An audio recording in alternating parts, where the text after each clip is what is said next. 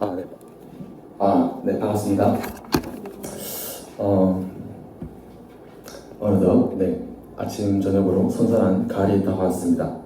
오늘은 지난주에 이어서 예언서의 말씀을 살펴보려고 합니다. 이사야서는 총 66장으로 이루어져 있는데, 이를 1장부터 39장, 그리고 40장부터 66장으로 나누어 볼 수 있습니다. 1장에서 39장의 말씀은 심판의 말씀을 포함하고 있으며 40장부터 66장까지는 위로와 회복의 말씀을 담고 있습니다.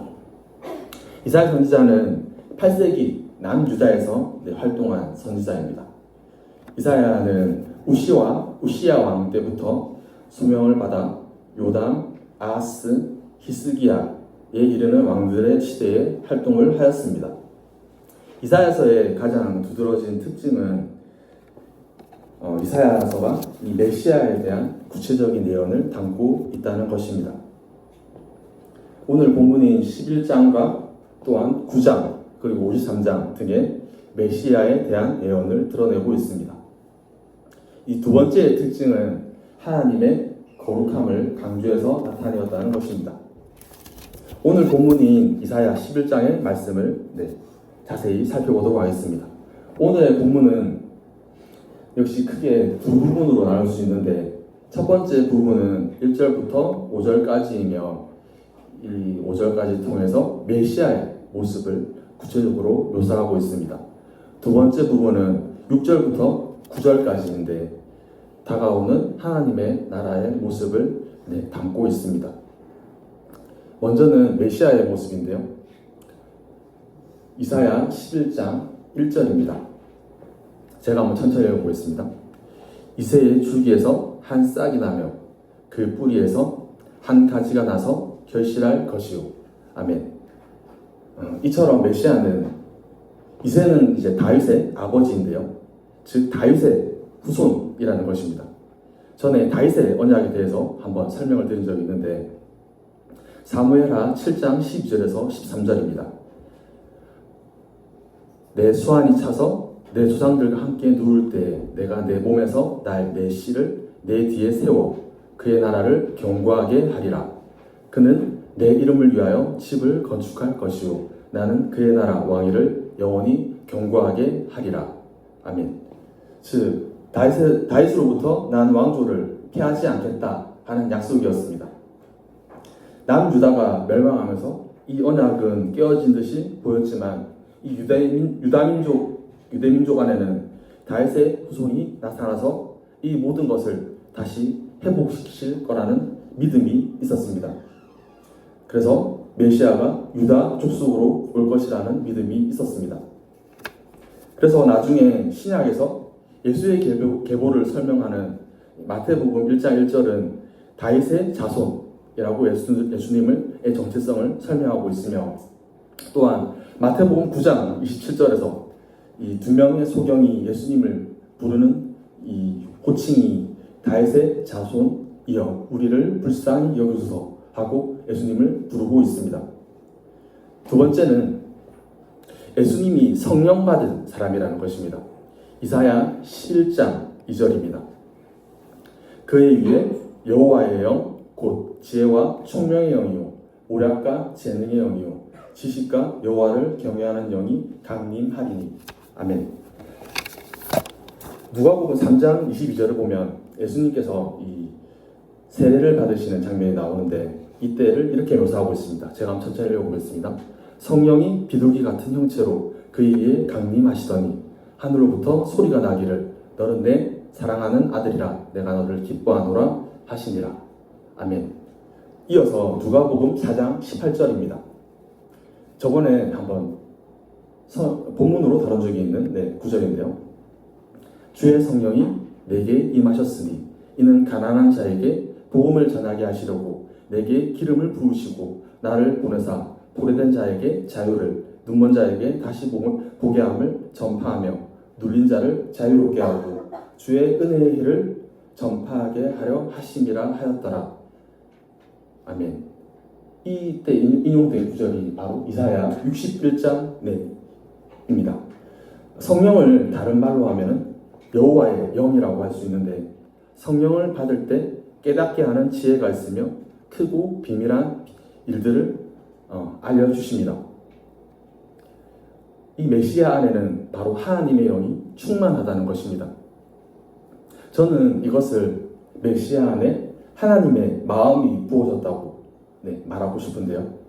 타락한 인간은 하나님과 단절되어 있으며 하나님과 공감할 수 없는 인간을 뜻합니다. 마태복음 11장 16절, 17절을 제가 한번 읽어보겠습니다. 이 세대를 무엇으로 비유할까? 비유하건대 아이들이 장터에 앉아 제 동물을 불러 이르되 우리가 너희를 향하여 피리를 불어도 너희가 춤추지 않고 우리가 슬피 울어도 너희가 가슴을 치지 아니하였다 함과 같도다. 아멘. 하나님과 단절된 인간은 하나님의 마음을 알 수가 없다는 것입니다. 메시아는 인간을 향한 하나님의 뜻을 알아서 그 하나님의 뜻 앞에 자신을 순종할 수 있었으며 자신을 내어드리는 모습이었습니다.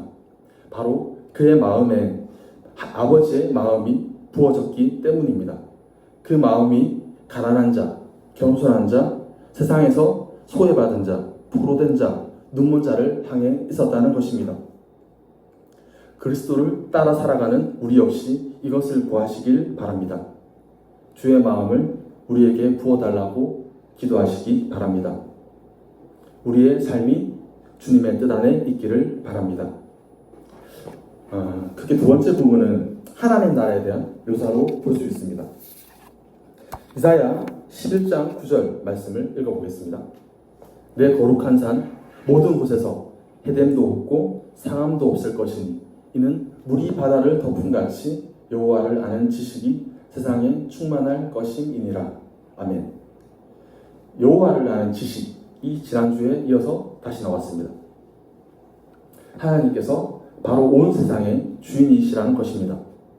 이 지식이 이 세상 가운데 충만할 것이라는 것입니다. 즉 하나님이 주인 되시며 만왕의 왕이 되신다는 것입니다. 하나님 나라에서는 이러한 고백이 이스라엘 민족에 국한되지 아니하고 또한 예수를 믿는 지식이 온 세상에 가득하다는 것입니다. 하나님 나라에서는 해함도 없고 상함도 없습니다. 예수님은 어떤 압도적인 힘을 통해서 일하지 않으셨습니다. 자신을 죽이는 원수의 칼 앞에 그저 잠잠히 자신을 맡기셨습니다. 예수님이 일하시는 방식은 비폭력이었으며 무저항이라고 할 수 있습니다. 예수님은 폭력으로 혹은 힘으로 세상을 뒤엎지 않았습니다. 요한계시록 21장 4절입니다. 여러분들 목소리를 한번 읽어볼까요? 네, 시작.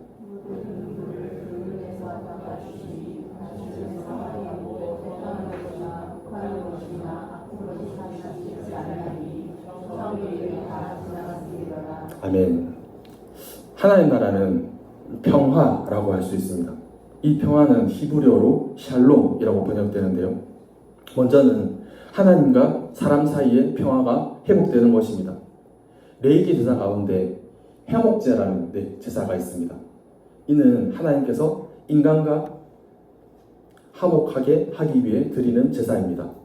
예수님께서 친히 자신이 화목 제물이 되셔서 하나님과 인간 사이에 막힌 담을 허시고 평화를 이루셨습니다. 이 제사에서 드리는 제단의 고기는 특별히 이웃들과 함께 나누어 먹을 수 있었습니다. 이 평화를 함께 기뻐하는 것입니다. 또한 하나님의 나라는 사자와 어린 양이 함께 놀고 아이와 독사가 함께 놀 수 있는 곳이 하나님의 나라입니다. 정상적인 반응은 사자와 어린 양은 함께 할 수가 없습니다. 세상의 가치대로라면, 힘의 논리대로라면 사자가 어린 양을 지배할 것이며 독사가 아이를 죽일 것입니다. 하지만 하나님의 나라에서는 강한 자가 반드시 이기지 않습니다. 하나님이 함께 하시는 자가 이깁니다. 하나님은 세상에서 미련한 것을 선택하시고 세상에서 약한 것을 선택하셔서 강한 자를 부끄럽게 하시는 분입니다. 내 능력이 큰 것이 작은 것이 중요하지가 않습니다. 내가 강하고 약한 게 중요한 것이 아닙니다. 하나님이 함께하는 것이 바로 승리의 비결입니다. 고린도전서 1장 26절에서 29절입니다. 네, 짧으니까 한번 같이 읽어보겠습니다. 시작. 형제들아, 너희를 부르심을 따라 육체를 따라 지혜로운 자가 많지 아니하며 능한 자가 많지 아니하며 문벌 좋은 자가 많지 아니하도다. 그러나 하나님께서 세상의 미련한 것들을 택하사 지혜 있는 자들을 부끄럽게 하려 하시고 세상의 약한 것들을 택하사 강한 것들을 부끄럽게 하려 하시며 하나님께서 세상의 천한 것들과 멸시받는 것들과 없는 것들을 택하사 있는 것들을 피하려 하시나니 이는 아무 육체도 하나님 앞에서 자랑하지 못하게 하려 하심이라. 아멘. 어떻게 이렇게 많은 사람들이 한 곳에 모여서 예배드릴 수 있을까요? 어떻게 이렇게 다양한 사람들이 만나서 함께 살아갈 수 있을까요? 바로 하나님의 법이 있기 때문이며 우리가 서로를 섬기며 사랑할 수 있기 때문입니다. 사랑은 허다한 허물을 돕나니 사랑 안에는 두려움이 없고 온전한 사랑이 두려움을 내쫓나니. 하지만 여러분 안에 있는 죄성이 우리 관계에 있어 서로를 찌르는 가시가 되어 나타납니다. 한 번도 무조건적으로 사랑받지 못한 경험이 끊임없이 사랑에 굶주리게 만들고 다른 사람을 사랑할 수 없게 만듭니다. 요한일서 4장 12절입니다. 어느 때나 하나님을 본 사람이 없으되 만일 우리가 서로 사랑하면 하나님이 우리 안에 거하시고 그의 사랑이 우리 안에 온전히 이루어지느니라. 아멘. 하나님의 사랑은 어떠한 조건 없는 무조건적인 사랑이며 우리는 그 사랑을 경험한 자로서 내 형제와 이웃을 또한 무조건적으로 사랑하고 품어내기 위해 기도해야 합니다.